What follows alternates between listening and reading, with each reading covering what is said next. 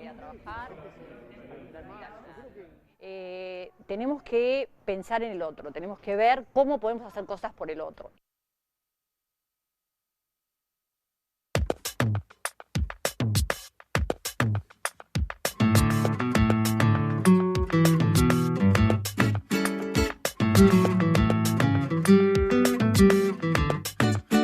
Mi canción tiene una sola razón de ser. Son ustedes. Crece desde el pie, musiquita, crece desde el pie. 1, 2 y 3, derechita, crece desde el pie. Crece la pared por hiladas, crece la pared. Muy buenas tardes a todas, todos, todes. Aquí estamos nuevamente en la tarde desde Tropezón, en los estudios de Cefiro, de Front Son de Trope, donde podrán escucharnos por la www.sondetrope.com.ar. Bien, hoy estamos con una invitada muy especial, Lilia. Ella es venezolana, militante, y bueno, quiero que se presente ella directamente. ¿Cómo estás? Buenas tardes. Buenas tardes, Daniel. Saludo a tu audiencia y a todo el equipo técnico que acompaña para la emisión de este programa radial. Y te agradezco a ti directamente la invitación a este lugar que creo que es emblemático, Tropezón, ¿no? Lilia Ferrer, venezolana, residenciada en Argentina hace 6 años, chavista, activista de diversas plataformas. Primero, la primera de ellas, Chavismo Sur, que es una orga de chavistas en Argentina, que tenemos ya años que nos articulamos, nos organizamos para hacer frente a toda la agresión del macrismo en aquellos duros días, difíciles días de la agresión constante del macrismo a la República Bolivariana de Venezuela. Y otros espacios más, uno de ellos ya de organización de años pasados, como Encuentro Antiimperialista, y ahora mismo como escritora también hago parte de lo que es la Federación Internacional de Escritoras y Escritores por la Libertad, cuyo referente es Leonardo Gastón Herman, un compañerazo que está en Bahía Blanca, y que desde aquí, desde Argentina, articulamos a otras compañeras y compañeros de la Patria Grande, y más allá, llegamos a Bangladesh, llegamos a México, llegamos a Palestina, Saharaui. Espectacular. Bueno, este pretende ser un programa de la Patria Grande. Y ya que tenemos el privilegio de tener a alguien que tiene así un vínculo fluido con la realidad y con la historia de este proceso que lleva adelante Venezuela desde su reforma constitucional, desde la aparición de Hugo Chávez, y que después le tocó vivir un periodo parecido al cubano, con un feroz aislamiento, con un montón de sanciones, tratando de ahogar a este proceso, de tratar de revertirlo. ¿Vos podrías hacer una síntesis sobre todas lo que tiene que ver específicamente con lo que significa un bloqueo, y después me contás cómo es posible sobrevivir a ese bloqueo y resistir? Sí, por cierto que a propósito del reciente recorrido por Eurasia, por el norte de África, por el Oriente Medio que hacía el presidente Nicolás Maduro durante 11 días y que recientemente regresó, creo que el jueves pasado, él hablaba de la resistencia y contó sobre cuáles fueron esas grandes acciones e incluso microactos de resistencia de nuestra nación bolivariana, libertaria, una nación que se construye y mira hacia la Patria Grande. Y bueno, contaba y sentía y vivía y recordaba en carne y en pensamiento propio cuáles fueron todas esas acciones. Que comenzaron las agresiones no solo en 2015, cuando recordarán ustedes acá que Obama emitió aquel decreto. Sí, que no es difícil que es fácil recordar, cuando declaró a Venezuela como una amenaza inusual para el continente.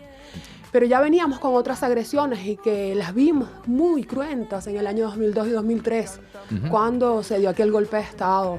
El intento de golpe. El intento, pero bueno, por 47 horas estuvo Pedro el Breve, Pedro Carmona Estanga el Breve, así le decimos nosotros, con toda un paro que fueron con las increíble. Se unieron las patronales de trabajadores y estuvo la Federación de comerciantes, de grandes empresarios, todos articulados, y los partidos políticos históricos que querían también resurgir desde sus propias cenizas, y por supuesto, detrás de todos ellos el imperio, para derrocar y para una revolución que había nacido. Y que demostramos la firmeza. Yo creo que ese fue el momento en el que verdaderamente nosotros pudimos demostrar de qué está hecha Venezuela, cuánto puede resistir. Y después de la muerte de Chávez en 2013 y el decreto que acabo de citar en 2015, y la arremetida luego bestial cuando vino Trump al poder, que fue increciendo, fue mintiendo, medidas que son, nosotros no hablamos de bloqueo porque no hay, allí no hay actos bilaterales, sino que son unilaterales. Sí, siempre. Medidas coercitivas unilaterales que fueron minando la capacidad y todo lo que habían sido los derechos que habíamos ganado los venezolanos, incluso los excluidos históricos, los invisibles, los nadies, con la llegada al poder de Hugo Chávez. Yo creo que el término es, Dani, sin lugar a dudas, resistencia. Estamos hechos de resistencia, y una resistencia histórica que tributa a la patria grande, que tributa a los más grandes principios que están vivos y que Chávez nos enseñó que estaban vivos, del bolivarianismo, de la cultura de la paz, de la diplomacia para la paz, de la no injerencia, de la no intervención, de la autodeterminación. Creemos de forma pero férrea en lo que es la autodeterminación de los pueblos. Voy a permitirme decir esto último, porque es una respuesta muy extensa tal vez, pero tan graves han sido las medidas unilaterales en contra de mi país que incluso eventos recientes son consecuencias directas de esas medidas coercitivas. Lo vemos ahora en lo que ha ocurrido con este avión de carga que está acá en Argentina retenido. Ahora y que es una eso. de las consecuencias también. Pero bueno, resistencia y organización de las bases, y la convicción también de las bases en torno a un proyecto político que es un proyecto de liberación. Bien, y cómo justamente yo me asombra, ¿no?, esa capacidad de resistencia, porque lo veo también en el pueblo cubano, pero ahí entiendo de que hay todo un proceso de trabajo de parte del Estado en la formación de conciencia, en tratar de incentivar el debate, en que los vecinos hablen entre ellos, que generen sus propios candidatos, que la política esté a flor de piel, digamos. Cosa muy contraria con todos los regímenes que tienen que ver más con el nacionalismo, con las políticas de derecha. Con el nacionalismo no patria grande, a ese me refiero. A ese que nos divide, claro. que todos aquellos que seguimos la historia de Bolívar para acá nos damos cuenta que son siempre los mismos. Pero me refería a eso. ¿Cómo ha logrado el pueblo cubano llegar a esa instancia de conciencia que es necesaria tener para poder resistir? Si no, no le veo camino. Sí. Yo recuerdo que en un principio, con el proceso, las primeras medidas, la gran medida a la que tú le referiste, de gran impacto y que abrió las puertas de lo que son los procesos constituyentes en la región. Había por allá creo que Colombia había llevado adelante algún proceso, pero bueno, un proceso constituyente, una constitución que nos dimos las venezolanas y los venezolanos. Una constitución que fue a consulta, es decir, esa no fue armada, primero no fue impuesta por un Estado externo, por agentes o por lobbies o por bufetes, por oficinas, no. Las y los venezolanos trabajamos de manera articulada para darnos esa constitución y para después aprobarla. Pero recuerdo que además de eso hubo otras acciones en los territorios, donde aún no teníamos 3.500.000 viviendas, por ejemplo. Claro. Incluso en pandemia e incluso en bloqueo, Venezuela da cuenta de construcción de 500.000 viviendas en un año, por ejemplo. Cosa que nosotros no logramos. 500.000 viviendas en un año. Pero no hablo de eso, que ya es. Es decir, alguien que nunca tuvo nada, tener la posibilidad de tener su vivienda, imagínate lo que significa eso de lo que es una... revolucionario. ¿ya? No solo en términos materiales, sino en términos de lo que es la felicidad de la gente, ¿no? La alfabetización. Voy a hablar de los programas de alfabetización. Porque creo que no hay conciencia, no hay posibilidad de conciencia alguna. O sea, puedes darle la casa, pero si no hay un proceso de alfabetización que va más allá incluso de los programas de alfabetización, porque Venezuela era un país de analfabetas, no solo analfabetas funcional, sino también analfabetas en términos de los pragmáticos, ¿no? Y bueno, las abuelas aprendiendo, pero después entonces aprendías y después entonces ibas y te insertabas en un sistema educativo que te daba unas herramientas teóricas, herramientas históricas para reconocerte, para entender, para conocer a Bolívar, para conocer tus signos desde otra dimensión, es decir, más allá de lo que habíamos aprendido en la escuela. Amarillo significa las riquezas, el azul significa el cielo y el mar, y el rojo significa la sangre derramada por los libertadores. ¿Cómo se traducía eso en una verdad histórica concreta? ¿Y cómo te veías representada en toda esa? Yo creo que el tema es, Dani, es educación y alfabetización. Totalmente. Ahora me llamaba la atención, ¿no? Porque pensaba lo que me había dicho una vez una compatriota y camarada colombiana, justamente, que decía, lo que pasa es que ustedes no tienen conciencia, refiriéndose a los argentinos, de que en muy pocos pueblos en Latinoamérica tuvieron un proceso de revisionismo histórico. Y ahora con lo que vos estás mencionando, justamente veo que sí, que en Venezuela hubo un proceso de revisionismo histórico, donde se revaloriza la figura de Bolívar y las ideologías y los idearios que tenía Bolívar y cómo fueron de alguna manera traicionados, cosa que es una historia absolutamente frecuente que se manifiesta cotidianamente en nuestro continente, ¿no? Las traiciones una detrás de otra, Lenin Moreno, bueno, hay millones. Todos los días vemos traiciones por ahí. Y bueno, en este país también sobran traidores, sin lugar a dudas. Si no, un país tan rico como Argentina, como Venezuela, como Colombia, como es todo nuestro continente, realmente no podría tener un pueblo tan empobrecido. Vamos a escuchar un temita que nos retrotraiga un poco para tus tierras y bueno, regresamos. Hablando de revisión. Ya están sonando, vengan a ver los titiplas que toca Belén. Ya están sonando, vengan a ver los titiplas que toca Belén. Ya están sonando, vengan a ver los titiplas que toca Belén. Belén María, un digno ejemplo de los cultores de mi Barlovento. Belén María, un digno ejemplo de los cultores de mi Barlovento. Ya están sonando, vengan a ver los titiplas que toca Belén. Ya están sonando, vengan a ver los titiplas que toca Belén. Suenan sabroso, con emoción, Belén Palacios, una institución. Suena sabroso, con emoción, Belén Palacios, una institución. Ya están sonando, vengan a ver los titiplas que toca Belén. Ya están sonando, vengan a ver los titiplas que toca Belén. Belén María lo está sonando y en Barlovento sigue replicando. Belén María lo está sonando y en Barlovento sigue replicando. Ya están sonando, vengan a ver los titiplas que toca Belén. Ya están sonando, vengan a ver los titiplas que toca Belén. Desde Capita a los cerritos, ese sonido se escucha bonito. Desde Capita a los cerritos, ese sonido se escucha bonito. Ya están sonando, vengan a ver los titiplas que toca Belén. Ya están sonando, vengan a ver los titiplas que toca Belén. Mira qué bonito suena los titiplas que toca Belén. De Capipa a Ucagua, los titiplas que toca Belén. Qué sonido tan sabroso, los titiplas que toca Belén. Qué rico lo toca, los titiplas que toca Belén. Qué rico lo suena, los titiplas que toca Belén. Qué sonido tan sabroso, los titiplas que toca Belén. Ya están sonando, vengan a ver los titiplas que toca Belén. Ya están sonando, vengan a ver los titiplas que toca Belén.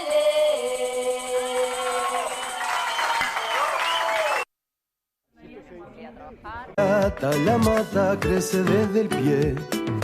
Crece desde el pie la fogata, crece desde el pie. Bueno, aquí estábamos demostrando nuestra capacidad de andarnos por las ramas con Ilia y vamos a intentar retomar un poco el tema. Y estábamos como volando en un avión, un 747 Jumbo transformado para transportar carga. ¿Cómo es esto de que no es inocente esta cuestión, que por los medios fue más o menos un comando iraní-venezolano comandado por la Cámpora? Había intentado hacer no sé qué cosa acá, pero resulta de que en realidad estaba todo perfectamente bien. Siguen, si no me equivoco, todavía retenidos algunos de los tripulantes. Y detrás de esto, por supuesto, hay dos cositas que me parece que ahora les va a pasar a contar un poco Lilia, que lo tiene más en primera persona. Es que, por un lado, refleja cuando los negocios son tocados, que hay todo un sistema que va a trabajar en pos de mantener ese negocio, y si podés sacarle un rédito político a través de los medios que les pertenecen, mejor. Contanos un poco cómo es la historia esta del vuelito del 747 iraní venezolano. Sí, vamos a intentar un poquito desmitificar. Uno, no es un avión iraní venezolano. ¿Ya? Es un avión venezolano. Hace un año que ese es un avión venezolano con una tripulación venezolana que está en proceso de formación para la acumulación de las millas que necesitan. Voy a hablar como venezolana que se entera de estos asuntos, no como experta, pero que sí revisa medios y revisa fuentes diversas, y para tratar de, dentro de esa... y que bueno, está cerca de mi patria y obviamente puedo hacer otra lectura, ¿no? Eso, dejar claro que no es un avión iraní venezolano.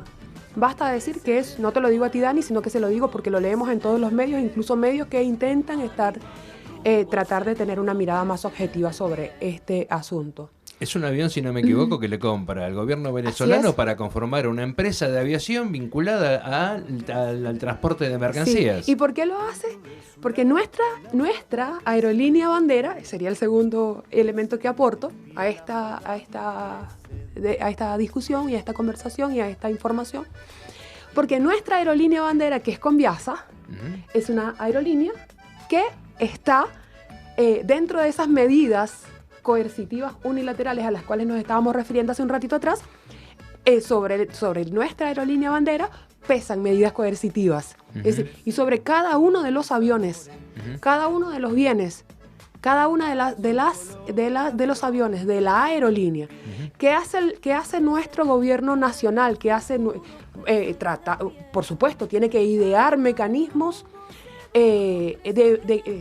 primero tiene que salvarnos la vida, es decir, en qué aviones podía traer, por ejemplo, los medicamentos, los insumos, tenía que buscar, y entonces conforma una nueva, con un único avión, con un gobierno aliado, que fue el mismo gobierno, el iraní, que en 2020, en plena pandemia, le envió 3 buques petroleros, que fueron amenazados de ser bombardeados, de ser por destructores, de ser destruidos en esa travesía larguísima que tuvo que hacer por el sur de África, para remontar, y tuvo además que venirse por el sur de África para poder evadir, todo el cerco que tenían estos buques para llegar. Entonces, de este mismo modo, incluso hago referencia al viaje que hizo el presidente nuevamente, que estaba dando cuenta de cómo Irán, que también es una nación que está bloqueada, tiene sobre sí misma medidas coercitivas también por parte de la Unión Europea, pero que alcanzan a otros países africanos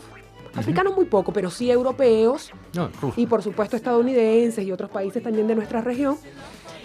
Venezuela en un momento determinado también tuvo que hacer esto que ahora está haciendo Irán con Venezuela, es decir, apoyar para romper el cerco. Porque si no rompe el cerco, morimos. Y sí, morimos. Entonces, 1, no es un avión; 2, es una tripulación que estaba en formación. Hay 5 personas de nacionalidad iraní, que por supuesto dentro de lo que fue el contrato de venta... Eran los instructores. Son los instructores, pero es el contrato de compra-venta, porque hasta que no alcancen el millaje requerido de esta tripulación nacional, debe ir acompañados por instructores. Todo estaba en regla, se revisaron los pasaportes, se Incluso se hicieron allanamientos allanamientos sin órdenes de allanamientos. Sin órdenes de allanamiento. Se retuvo, se impidió suministrarle el combustible, lo hizo YPF, que es una empresa bandera del Estado-Nación Argentina. Es decir, no tiene la independencia argentina para proveer y para saltarse y sortear los mecanismos de bloqueo que luego pudiera tener implicaciones para su propio desenvolvimiento. YPF se negó, otras 2 empresas se negaron. Tuvieron que viajar después de haber entregaron la carga y todo estaba absolutamente correcto.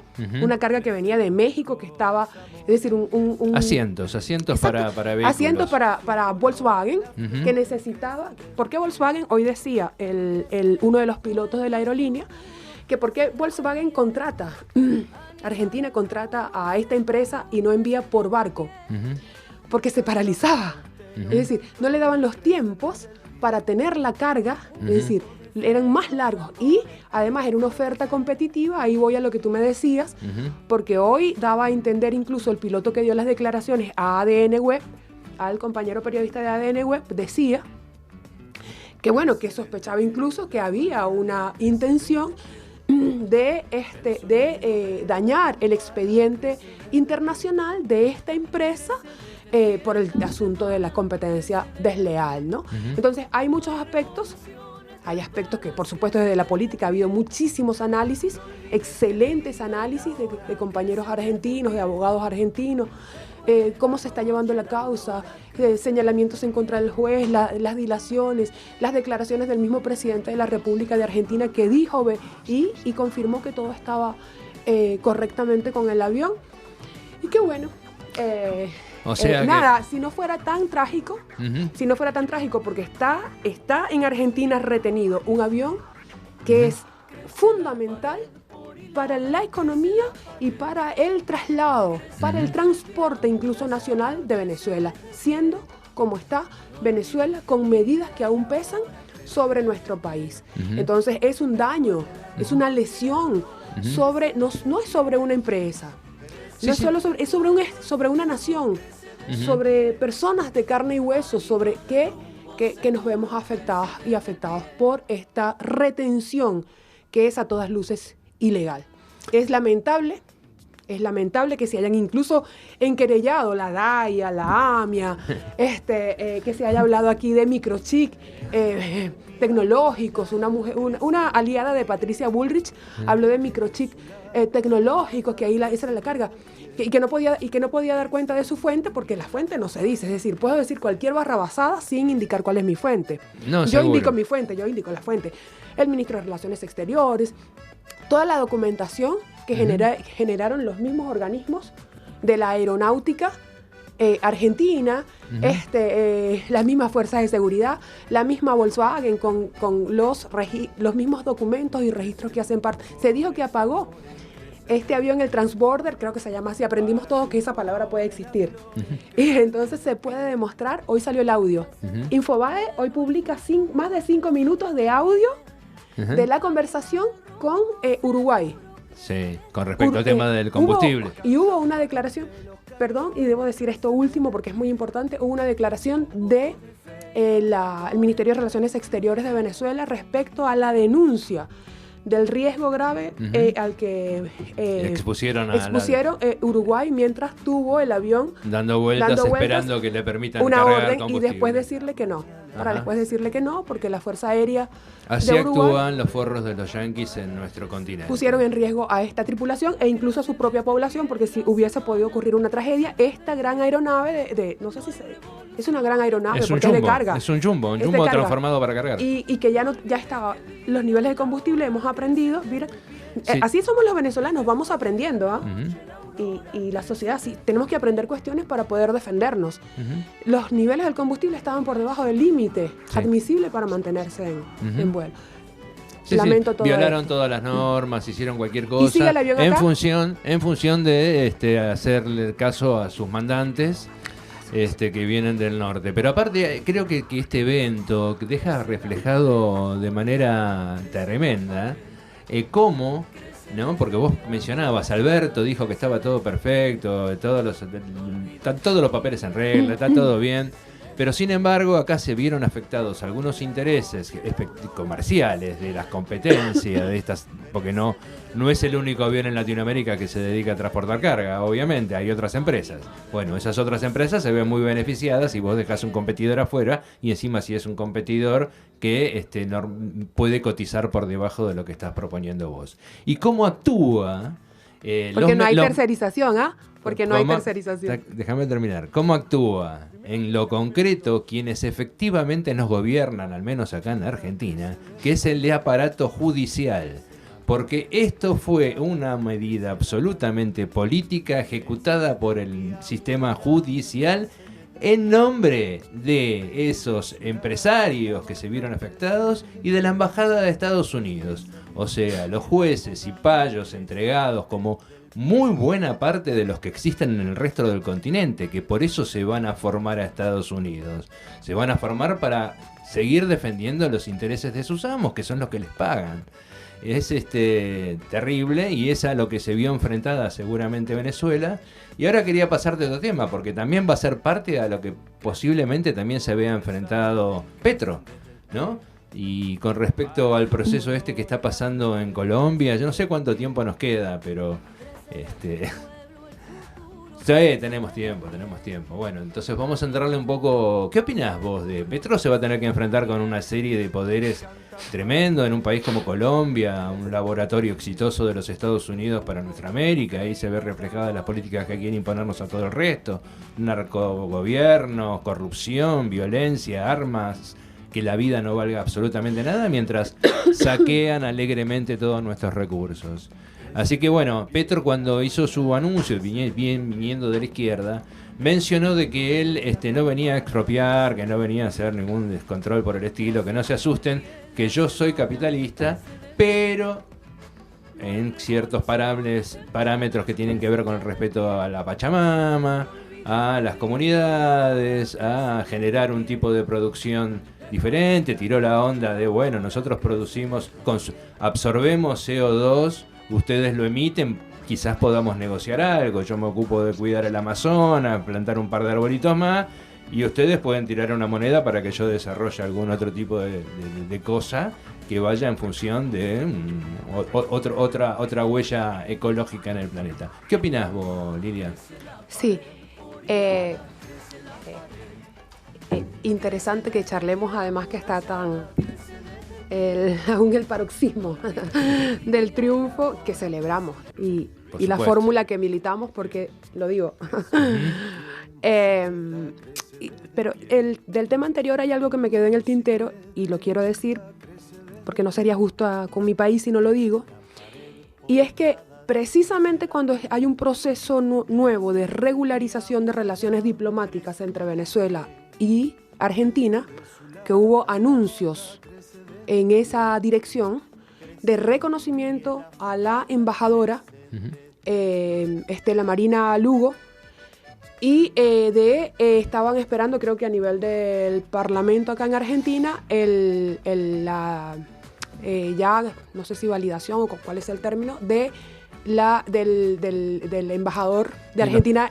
Debo decir que los 2 primeros años de gobierno de Alberto Fernández, el embajador de Macri ante Venezuela era el mismo, es decir, dejaron al mismo embajador, ¿no?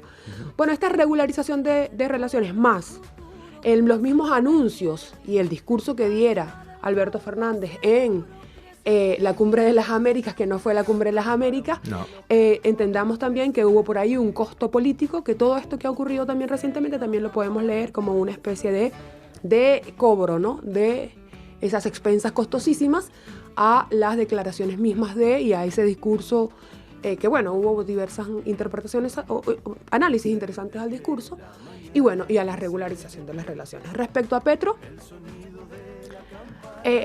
decía nuestro primer vicepresidente del Partido Socialista Unido de Venezuela y el presidente de la Asamblea Nacional, decía que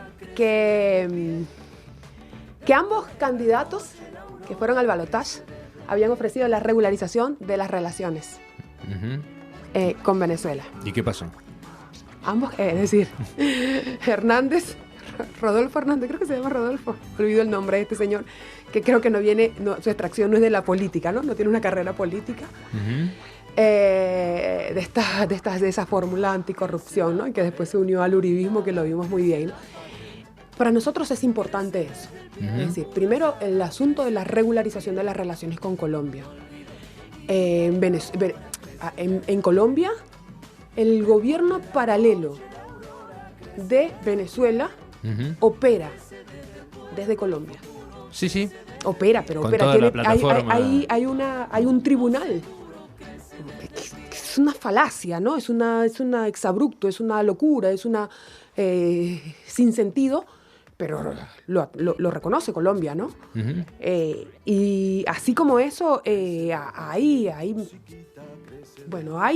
toda una hermanamiento, una relación consanguínea entre la derecha extremista, pero extremista fascista, sí, que está allí depositada en Colombia. Narco-paramilitar. Como el gobierno. Exactamente. Que está en sus últimas horas y que es heredero, que son los hijos de Uribe Vélez, de Álvaro Uribe Vélez, del uribismo que está vivo en Colombia. Un viejo perseguido supuestamente por la DEA por narcotraficante, que sí, después señalado. se transformó... Es un aliado del gobierno yanqui, así es. Qué loco, ¿no? Bueno, sí, es una locura, pero es así. Además que le interesaba al gobierno estadounidense para poder llevar adelante su proyecto de establecimiento de esa base fundamental. Mira, ahí en el frente al Mar Caribe y a la entrada de lo que es toda la Sudamérica, Colombia. Colombia como gran bastión. Colombia es un bastión de la OTAN. ¿Ya? Totalmente. Colombia, es país asociado. Colombia aporta a la OTAN. También ejército. Estuvo en Siria, estuvo en Afganistán, Colombia, y además de eso aporta mercenarios. Mataron al presidente de Haití. Asesino. El intento de magnicidio en contra del presidente Nicolás Maduro Moros, que lo vimos en vivo y en directo, y como que si no hubiese ocurrido además, ¿no? Porque si eso hubiese ocurrido en contra de algún otro mandatario de la región, hubiese habido un impacto mediático, ¿no? Totalmente. Sobre eso en otra dirección. Entonces, así que esa nueva... Ya es un cambio, ya eso implica un cambio si hay una regularización, es decir, como venezolana de allí, hablo desde... Y por supuesto, una militante de la Patria Grande también celebra. Todos nosotros, militantes de la Patria Grande, celebramos esa fórmula. Y claro que nos sorprendió, te lo comentaba. Nos sorprendió que este actor, conocemos a Petro, incluso los intentos, fue alcalde de Bogotá, que ya es mucho decir, ¿no? Y los intentos para llegar a la presidencia de Petro, incluso 2018. Y yo hago una lectura de por qué ahora sí puede llegar Petro, ¿no? Con los sectores más empobrecidos y los que más han sufrido incluso la guerra. ¿Ya? Los que más han sufrido, quienes más han sufrido la guerra en Colombia, la guerra que no ha cesado, porque los acuerdos de paz no alcanzaron para consolidar. No se decreta Campesinos e indígenas eran campesinos, indígenas y las comunidades raizales, palenqueras, negras de Colombia. Y las mujeres, indígenas y las mujeres, y los líderes comunitarios, sociales, que son afrocampesinos, afroindígenas. Cuando él anuncia, da ese discurso es un discurso de reconciliación, pero ¿cómo pactas? ¿Cómo pactas con esa Colombia? Es decir, con esa oligarquía, con esa impronta que es un narcopoder, que tributa al imperio. Entonces, por ahí está, es decir, porque hemos visto a otros presidentes acá en Argentina que tributan al capitalismo, ¿no? Sí, ¿viste? Y que por ahí coquetean o directamente y abiertamente elogian pues al capitalismo, como aunque reconozcamos y digamos que es tan feroz el capitalismo porque da sus últimas patadas el capitalismo, que se resiste a morir y es más cruento el capitalismo, ¿no? Bueno, así que cuando Petro lo anuncia es sorprendente, hay que mirarlo con mucha atención, con mucho cuidado. pero también hay que mirar todas las medidas sociales que están contenidas en el plan de gobierno, de las medidas internacionales, las medidas políticas, las medidas militares. Desmontar. Una de las medidas de Petro es el desmontaje del ejército con esa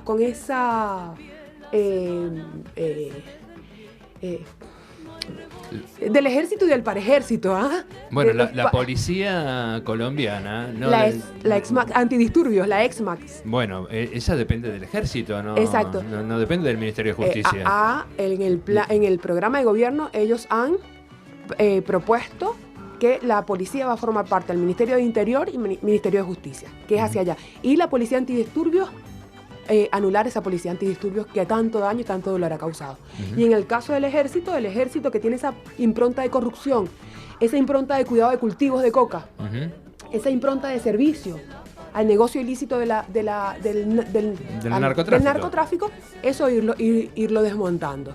E incluso en esa dirección, es muy fuerte lo que plantea, es decir, este hombre que está diciendo que qué bueno, que elogia el capitalismo, pero que se está comprometiendo con esto otro, hay una especie de contradicción incluso, porque estos son los poderes fácticos de Colombia, y él se ha erigido en un, bueno, ahora es el héroe, y ojalá, y acompañamos, y hay que acompañar de todas las formas posibles a Colombia, para que Colombia, primero, cuidar la vida de estas personas. Totalmente. Yo creo que justamente, ¿no? Para alcanzar estos objetivos. Un objetivo, uno. En Colombia la educación pública, la universidad no es pública. No. Él ha anunciado que condonar todos los créditos universitarios que están. Es decir, hay gente que tiene 15 años pagando un crédito para estudiar.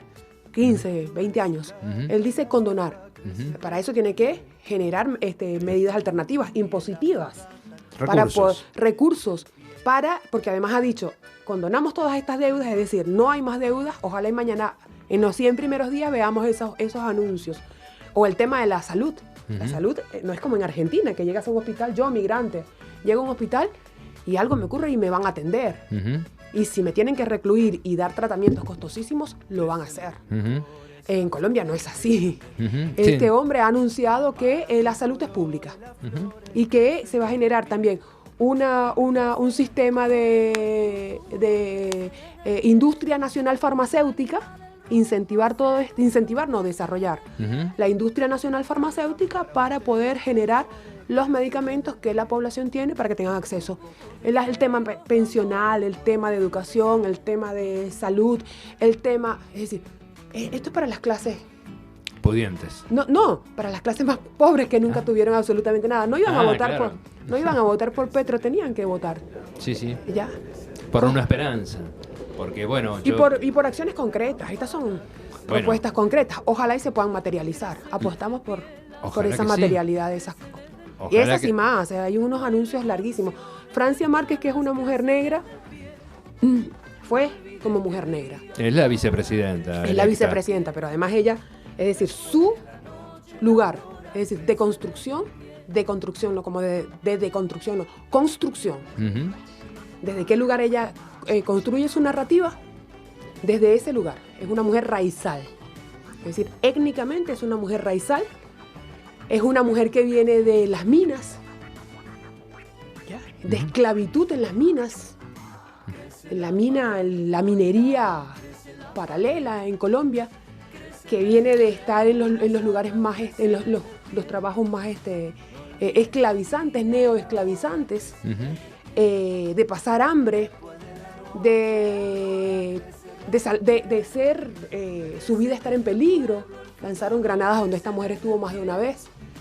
Esta mujer va como mujer negra y a ella la acompaña el pueblo negro de Colombia. Étnicamente, en la Constitución de la década del 90 se reconoció, ¿ya? En términos identitarios, así como se reconocen algunos estados de la región. Como Bolivia se reconoce plurinacional, Colombia reconoció, le dio un guiñito a la población negra. Y dijo que la gente de San Basilio del Palenque les dio el reconocimiento de su identidad raizal. Pero solo fue un reconocimiento limitado. Sí, tiene Faltó. una constitución relativamente progresista Colombia. Faltó porque parece que los marcaron y ahí los marcan. Bueno, vamos a entrarle a otro temita de nuestra patria grande y retomamos acá. ¿Quieres?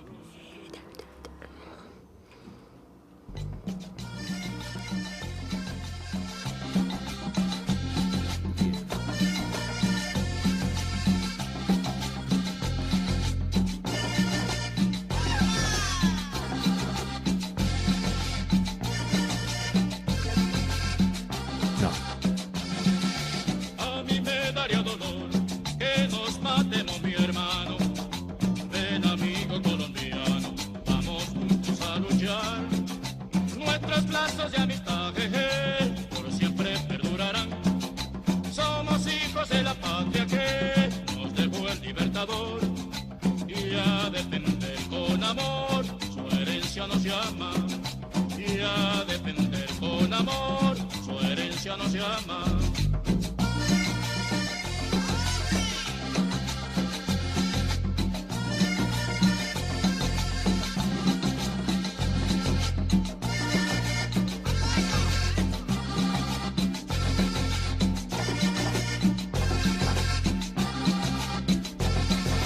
Nuestra sangre derramada es petróleo para el yanqui. Soldado fue el que el fusil contra el oligarca. Soldado fue el que el fusil contra el oligarca.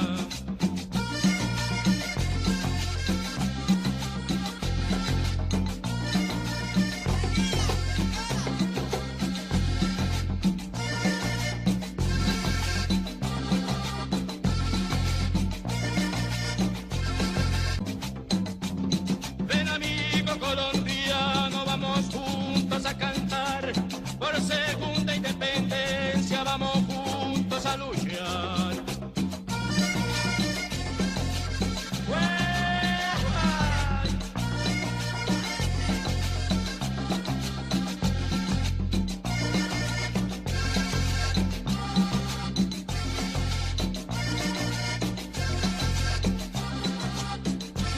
El Orinoco y el Magdalena se abrazarán entre canciones de selvas y tus niños y mis niños me cantarán a la paz.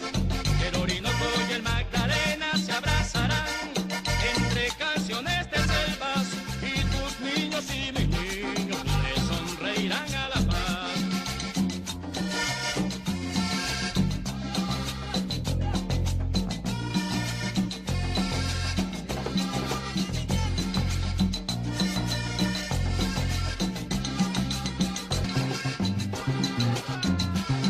¡Ay, velo! ¡Hey! ¡Están presados! Los de la prensa están presados. ¡Ya, el comandante de ahí! ¡Fuera!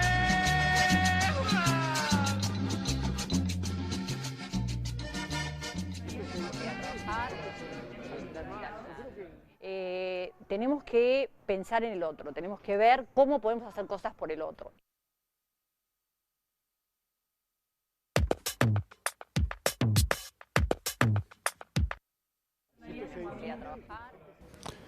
Bueno, aquí retomamos con Lilia.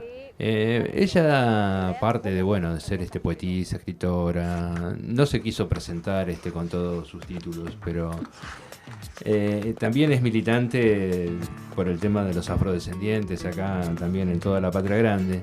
Y hay una cuestión que es la falta de reconocimiento, ¿no? Si bien estábamos charlando acá detrás de telones sobre que los monumentos que adornan nuestras plazas, el nombre de nuestras calles, o avenidas o estaciones de tren, etcétera, normalmente están adjudicadas a gente que está vinculada a grandes genocidios, a grandes injusticias, a entrega, empezando por Rivadavia, siguiendo por Roca. Podríamos hacer una lista infinita. Tenemos un pueblo que se llama Rauch, alguien que se congraciaba de la cantidad de indios que había degollado ahorrando balas, qué sé yo, cosas por el estilo. Y sin embargo, no hay monumentos, ni siquiera a Andresito, que es el comandante Andresito, un poco más popular de los héroes de nuestra gesta libertadora. Pero los que llevaron adelante esa gesta, y fíjate qué curioso, ¿no? Porque los norteamericanos, cuando se referían a Bolívar, decían ese general loco al mando de un grupo de negros e indios aparrastrosos. Así se referían al ejército de Simón Bolívar. Y los que realmente llevaron a cabo la gesta libertadora, de luego absolutamente traicionada, con sus promesas de libertad, con sus promesas de entrega de tierras, de educación para todos. Bueno, lo de la entrega de tierras fue un tema muy particularmente complicado, porque justamente le iban a entregar tierras a los originarios que ya vivían en comunidad en esas tierras. Así que eso sí les generó un cierto conflicto. Pero más allá de eso, el espíritu que llevaba adelante esa revolución fue absolutamente traicionada después por los intereses mezquinos de las oligarquías vinculadas al comercio exterior de cada uno de los lugares del virreinato. Pero los que llevaron a cabo la revolución fueron ellos, fueron los que pusieron la sangre y el cuero, fueron los afrodescendientes y los originarios. Y sin embargo eso no lo vemos reflejado ni en nuestros monumentos, ni en nuestras calles. ¿A qué te parece que puede... ¿Por qué sucede esto? ¿Será porque... ¿Quién ganó realmente? ¿Quiénes fueron? Cuando hablamos de traidores en América, desde el nacimiento estamos llenos de traidores. ¿Qué opinas? Sí. Cuando preguntas quién ganó, ganaron quienes cuentan la historia. Y luego las representaciones que hacen sobre sí mismos. Es una representación heroica. Y es una representación que se dispone en pedestales. Y son representaciones negacionistas. Viste que hablábamos del revisionismo histórico, ¿ah? Y que hoy hay toda una ola de un movimiento de historia insurgente, de historia decolonial, que precisamente busca desmontar y trabaja, hace aportes importantísimos en el desmontaje de esa historia que nos niega, que nos silencia, que no nos cuenta y en la que no nos encontramos. Definitivamente cuando una niña afroargentina abre un libro o escucha a un presidente que dice que todos venimos de los barcos, entonces ella va a responder, si ella está educada por una familia que tiene conciencia histórica, va a decir, sí, mis abuelas y mis abuelos vinieron en otros barcos, en los barcos de la trata negrera, porque no todos los barcos fueron iguales. Eran en barcos donde no querían estar. Exacto. Y otra niña, y obviamente venían en esos barcos de trata negrera con unas características que son particulares y tal vez algunos han tenido frente a sí cuál era la distribución de los cuerpos en ese viaje transatlántico, ¿no? Y tal vez entonces esa niña negra no va a verse en los libros de ciencias, en los libros de cuentos, en la poesía, no va a ver sus dibujos, sus cabellos, su nariz y va a sentirse extraviada. O una niña wichí, una niña de Salta, una niña va a abrir el libro y entonces va a ver que un genocida pisa la cabeza de alguien que se parece a ella, que le pisa la cabeza o que le clava lanzas o que le corta 2 orejas y un patacón, y esa niña va a sentir el dolor histórico de esa historia que la narra, que no la narra, que la niega, que la silencia, y que como la niega, le niega los derechos, por ejemplo, el derecho a la tierra, ¿ya? El derecho a la identidad. ¿Por qué es importante la identidad? El reconocimiento identitario, por ejemplo, de las poblaciones originarias, que son anteriores a la creación de los estados-nación. Así que hay un derecho natural sobre la tierra. Porque obviamente el reconocimiento tiene que ser reparador. Tiene que haber una reparación histórica, y la reparación histórica significa que ¿dónde están las tierras que me quitaste?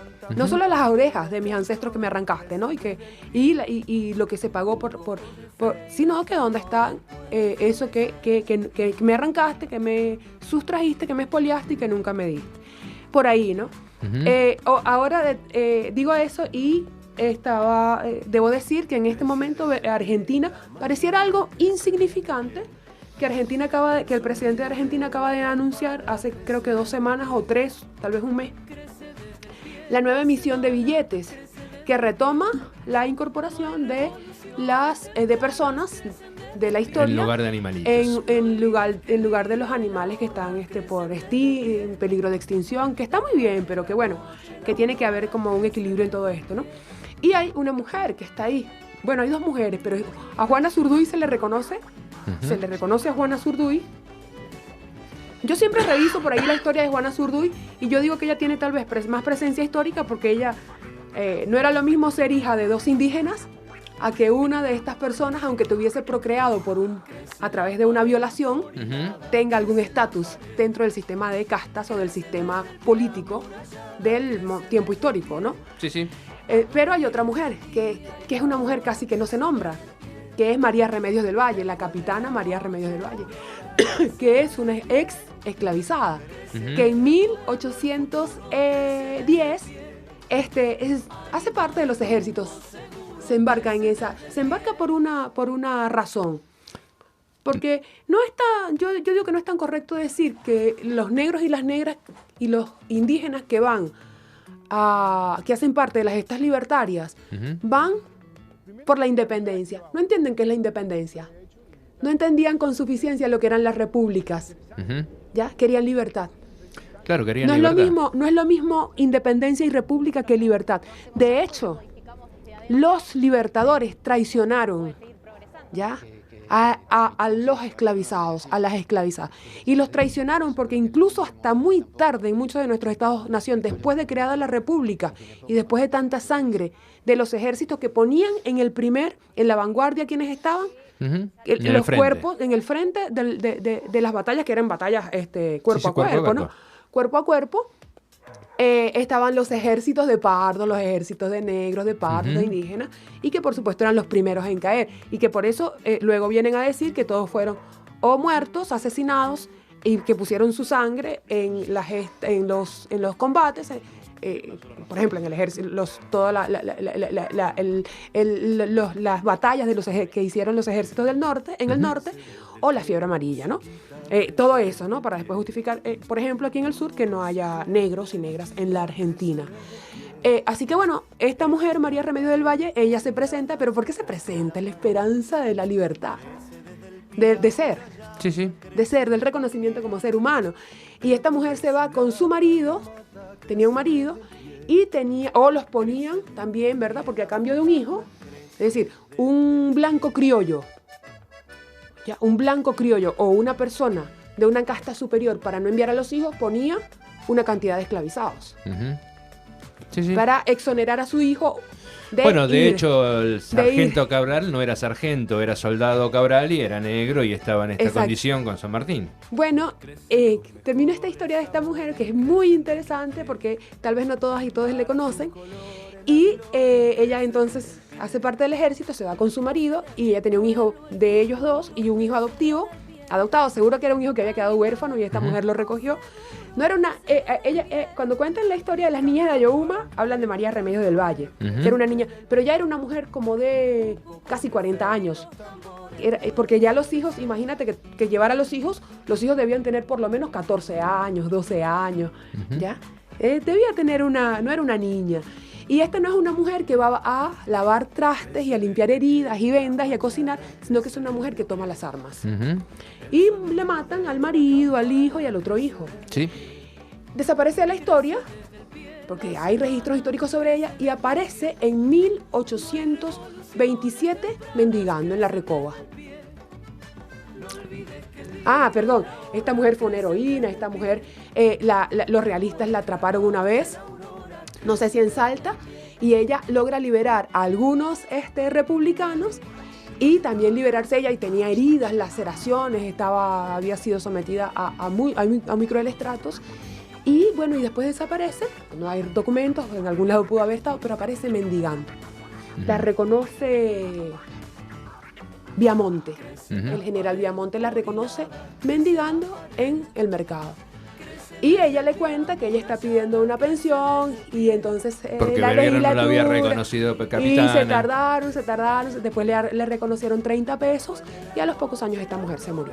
Creo que fue Rosas el que le reconoció los 30 Esta pesos. mujer está en el billete de 500, esta heroína. No solamente ahí, nuestra cooperativa se llama La Parda María, justamente por María ella. Remedio del Valle. Y no era una parda, No, era seguramente más Era que una parda, negra. era una negra. sí, pero Pero hay otras muchas mujeres no reconocidas. Vos mencionabas Micaela Sisa, por ejemplo. Micaela Sisa era una originaria total y absoluta, era pareja de la última gran rebelión inca, que la llevó adelante Tupac Atari, ¿no?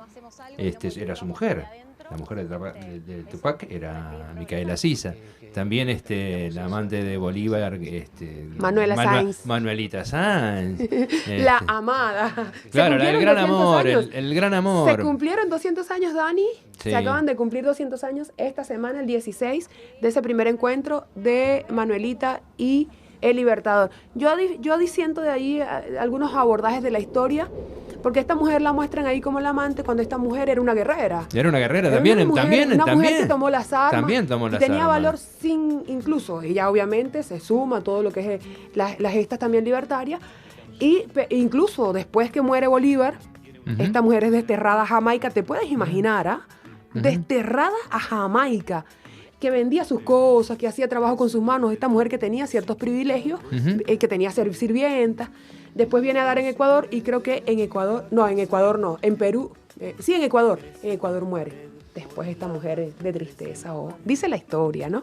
Sí, pero también ya tenía sus años, pero lo que la historia no cuenta es de que todo el aparato de inteligencia que tenían los libertadores, las cabezas, eran todas mujeres. Eran todas mujeres, porque eran como marineros, ¿no? En cada puerto tenían un amante. Ay, no digas eso. Sí, totalmente. No digas eso, eran soldadas. Bueno, eran del aparato de inteligencia, básicamente, Bueno. ¿no? Porque siempre eran chicas de la sociedad, estaban muy bien vinculadas con el poder de cada uno de sus lugares. Las chicas de la sociedad cosían las banderas. Sí, también, esas las en Mendoza. originarias y las negras Las tomaban tejían. las armas. Tomaban las armas. Sí, iban al frente y los que mandaban no tenían ningún problema con eso, por lo menos eso pareciera.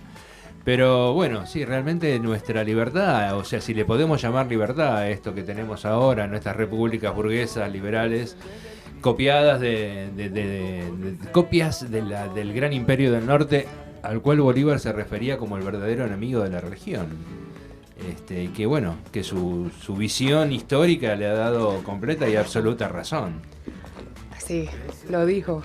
Los Estados Unidos de América parecen condenados a llenar, a plagar de miseria.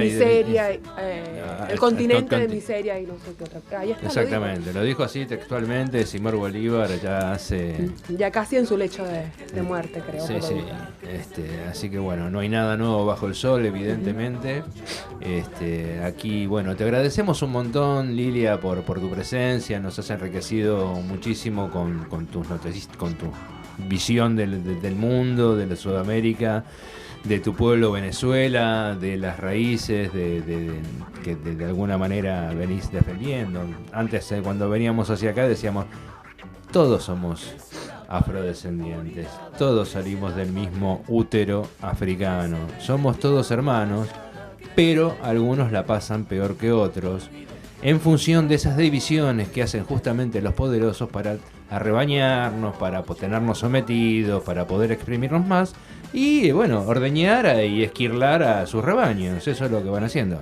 Mientras no tomemos conciencia de que somos todos hermanos y que nos fuimos adaptando a los territorios que la geografía nos puso por delante, por eso nuestras diferencias culturales, étnicas, de piel, lo que se te ocurra, las dio la geografía.